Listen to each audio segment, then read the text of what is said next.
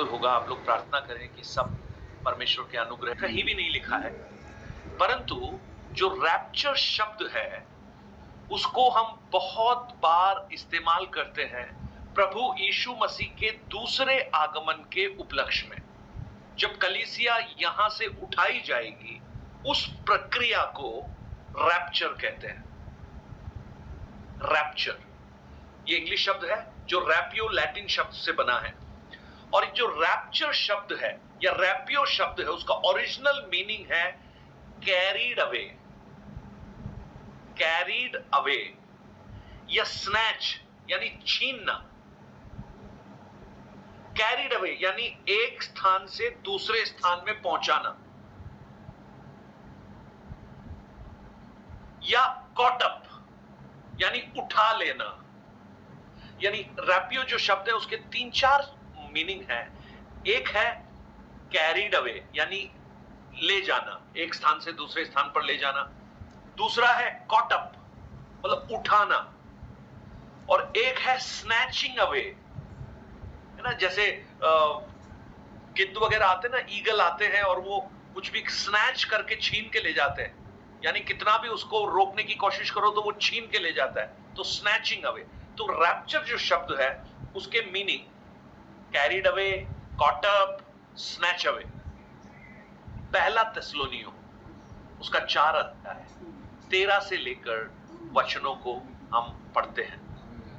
आपको याद होगा पिछले दिनों जब हम बात कर रहे थे, कई प्रश्न आप लोगों ने, कुछ लोगों ने पूछे थे कि मरने के बाद जब एक व्यक्ति कब्र में चला जाता है तो उसके बाद वो कैसे जी उठेगा, उसका शरीर कैसा होगा, क्या होगा, ये सब बड़ा एक कंफ्यूजन सा लगता है। तो मैं कोशिश करूंगा कि थोड़ा उसको समझाने की कोशिश करूं। तो उसी संदर्भ में जो रैप्चर शब्द है वो जब आया, क्योंकि यहां से उठा लिया जाना रैप्चर कहलाता है। तो अब आप पहला थिस्सलुनीयों 4 अध्याय 13 से लेकर 17 तक वचन को पढ़िएगा।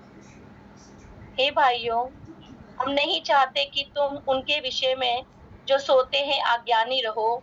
ऐसा न हो कि तुम दूसरों के समान शोक करो जिन्हें आशा नहीं, क्योंकि यदि हम विश्वास करते हैं कि यीशु मरा और जी भी उठा, तो वैसे ही परमेश्वर उन्हें भी जो यीशु में सो गए हैं उसी के साथ ले आएगा। क्योंकि हम प्रभु के वचन के अनुसार तुमसे यह कहते हैं कि हम जो जीवित हैं और प्रभु के आने तक बचे रहेंगे, सोए हुओं से कभी आगे ना बढ़ेंगे। क्योंकि प्रभु आप ही स्वर्ग से उतरेगा, उस समय ललकार और प्रधान दूत का शब्द सुनाई देगा और परमेश्वर की तुरही फूंकी जाएगी, और जो मसीह में मरे हैं वे पहले जी उठेंगे। तब हम जो जीवित और बचे रहेंगे उनके साथ बादलों पर उठा लिए जाएंगे कि हवा में प्रभु से मिलें, और इसी रीति से हम सदा प्रभु के साथ रहेंगे। ओके, इन्हीं वचनों से एक दूसरे को शांति दिया। ओके, सो देखिएगा उस भाग को जब आप पढ़ते हैं, आप एक रैप्चर को देख रहे हैं। वहां पर क्या है? ये कलीसिया को प्रभु इस पृथ्वी से उठा रहा है, यानी स्नैच अवे कर रहा है। और उस समय की कुछ घटनाओं को आप वहां पर देखते हैं। मैंने सबसे पहले आपको ये बताया था, आपको याद होगा, जो यीशु में सो गए हैं, याद है ना आपको? जो यीशु में सोए हैं वो ही रैप्चर के साथ उठाए जाएंगे। जो यीशु में सोए हैं वो ही उठाए जाएंगे। वहां पर कुछ घटनाएं हैं। उस समय प्रभु आप ही स्वर्ग से उतरेगा, ललकार होगी, प्रधान दूत का शब्द होगा और परमेश्वर की तुरही फूंकी जाएगी। इन सबके अलग अलग मतलब हैं, सबके अलग अलग मीनिंग्स हैं। सो ये क्या है? रैप्चर क्या है? एक व्यक्ति जब मर जाता है, जो मसीह में मर गए हैं, और हम जो जीवित हैं वो रूपांतरित हो जाएंगे, बदल जाएंगे। देखिए, मैं इसको कितना भी समझाने की कोशिश करूंगा वो हमें अभी समझ में नहीं आएगा। उसका कारण जानते हैं क्या है? क्योंकि हमारी बुद्धि इस संसारिक बुद्धि है। हम अभी इस संसार में रहते हैं और हमें वही चीजें समझ में आती हैं जो हमने देखी हैं, जो हमने पढ़ी हैं, जो हमें सिखाई गई हैं। हम एक एंजेलिक रिलम उसको हम समझ नहीं सकते। जो जो दूतों का जो वास स्थान है, स्वर्ग है, उन सब बारे में हम अभी हमारे लिए समझना बहुत मुश्किल है। लेकिन ये वचन हमें इसलिए दिए गए हैं कि इनको पढ़कर हम कुछ उन बातों को समझने की कोशिश करें। और जैसा कुरिन्थ में पौलुस कहता है, अभी हमें दर्पण में धुंधला दिखाई देता है, लेकिन एक समय आएगा कि जब हम आमने सामने देखेंगे। लेकिन आज जो दर्पण है, जो यानी परमेश्वर के वचन रूपी दर्पण में जब हम देखिए, बाइबल में कई इंसिडेंट हैं जिसको हम इस संदर्भ से जोड़कर हम देख सकते हैं। मेरे साथ एक वचन निकालिएगा, प्रेरितों की पुस्तक 8 अध्याय उसका 39 वचन।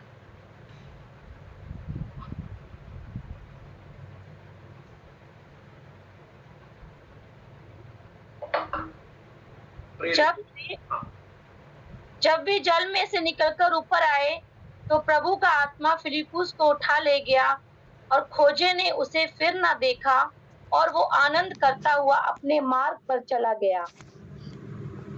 इंग्लिश में लिखा है, the spirit of the lord caught away Philip. Caught away, मैंने आपको बोला था कॉट अप यानी एक स्थान से दूसरे स्थान पर ले जाना। यह घटना जब आप पढ़ेंगे, जब खोजा अपने रथ में बैठकर व्यवस्था की पुस्तक को पढ़ रहा था, तो परमेश्वर ने फिलिप को उसके साथ भेजा। वो उसके साथ साथ दौड़ने लगा, और जब वो दौड़ते दौड़ते उससे पूछा कि तुम क्या पढ़ रहे हो, क्या तुम्हें समझ में आ रहा है? तब उसने कहा, खोजे ने कहा, जब तक कोई समझाएगा नहीं तो कैसे समझ में आएगा। तो वो फिलिप्पुस रथ में बैठा, उसको समझाया, और समझाने के बाद में वो खोजा कहता है कि देखो यहां पर जल भी है, अब मुझे बपतिस्मा लेने से क्या रोक है। देखिए, एक व्यक्ति को जब परमेश्वर के वचन की सही अर्थ समझ में आया तो वो बपतिस्मा लेने के लिए खुद बोल रहा है, यानी उसने हृदय लगाया, मन उसने उस वचन पर लगाया, परमेश्वर की आत्मा ने उससे बात किया। मैं आपको कहूं, अगर आप बहुत समय से परमेश्वर के वचन को सुन रहे हैं और उसके बावजूद भी आपको बपतिस्मा लेने में तकलीफ है, या आपको लगता है ये नहीं करना चाहिए, तो कहीं ना कहीं प्रॉब्लम है। आप अपनी इंटेलेक्चुअल बुद्धि को हटाकर आप परमेश्वर के वचन को और पवित्र आत्मा पर निर्भर होकर आप प्रार्थना कीजिए। देखो, ये व्यक्ति कह रहा है अब बपतिस्मा लेने से क्या रोक है। तो ये लोग फिलिप्पुस को बपतिस्मा देता है, और बपतिस्मा लेकर जब फिलिप्पुस और खोजा दोनों जल से जब बाहर निकलते हैं, तो वहां लिखा है, प्रभु का आत्मा फिलिप्पुस को उठा ले गया। ये कुछ घटनाएं ऐसी हैं जो हमें रैप्चर यानी उस घटना को समझने में मदद करती हैं। उठा ले गया, इंग्लिश में है कॉट अवे, एक स्थान से दूसरे स्थान पर ट्रांसपोर्ट कर दिया। अब आप देखिए, दूसरा कुरिन्थियों की पुस्तक 12 अध्याय उसके 2 वचन को जब आप पढ़ते हैं, वहां पर एक घटना को देखते हैं। दूसरा कुरिन्थियों 12 अध्याय उसका 2 वचन। मैं मसीह में एक मनुष्य को जानता हूँ, 14 वर्ष हुए, ना जाने देह सहित ना जाने देह रहित, परमेश्वर जानता है, ऐसा मनुष्य तीसरे स्वर्ग पर उठा लिया गया।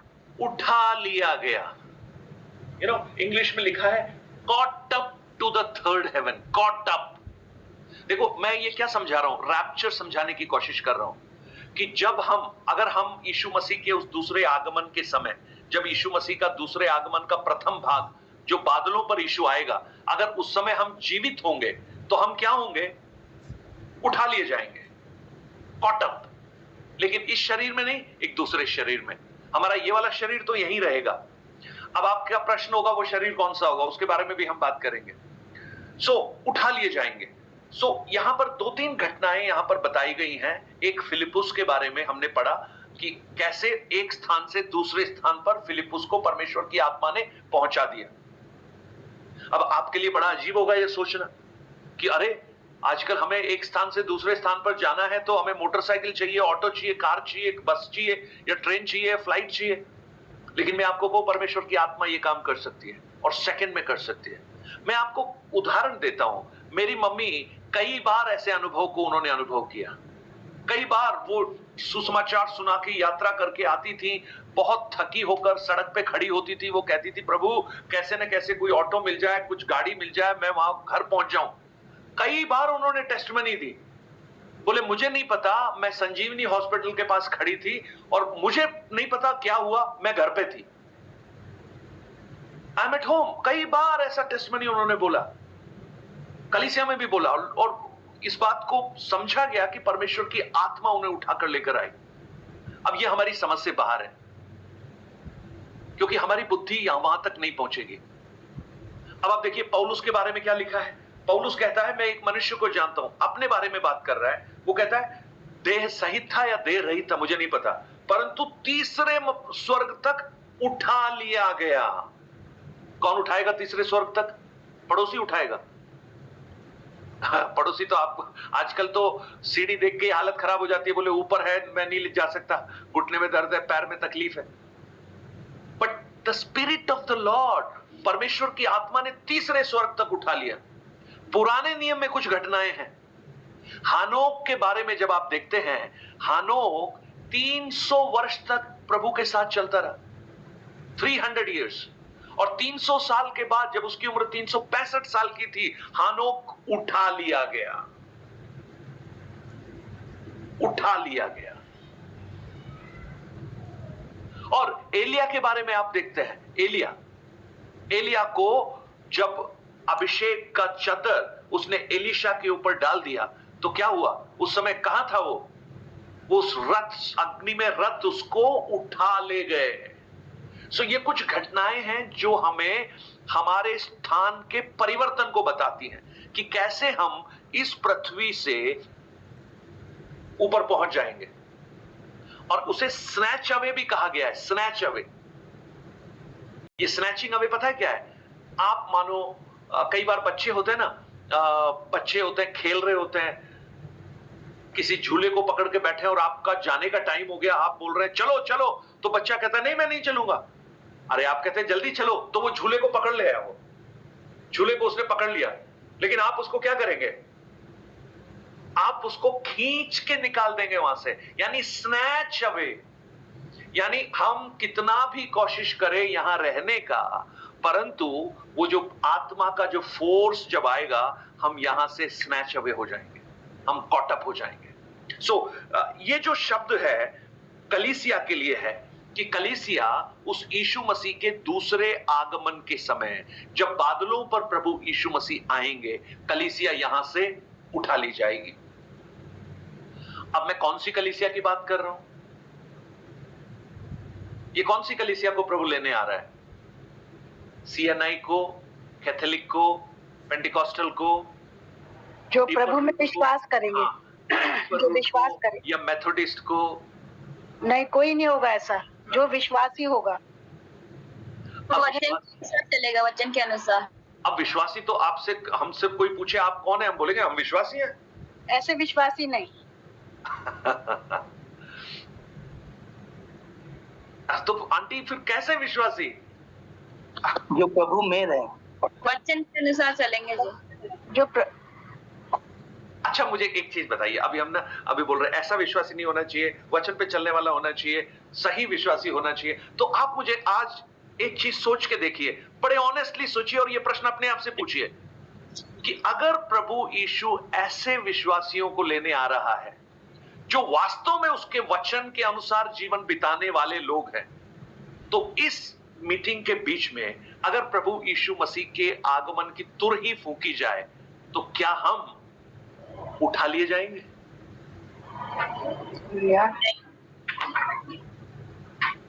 सोचिए, हाथ उठाना बहुत आसान है। बच्चा हमेशा बोलता है मैं फर्स्ट डिवीजन पास आऊंगा, लेकिन सोचिए, मैं आपको कुछ ऐसे वचन बताऊंगा जहां पर आपको समझ में आएगा कि वास्तव में ये सब बातें जो हम कर रहे हैं वो सब। हाँ, ये प्रश्न हमेशा पूछिए अपने आप से, आर वी रेडी? क्या हम तैयार हैं जाने के लिए? और मैं आपको कहूं, एक चर्च के मेंबरशिप होने से वहां नहीं जाएंगे।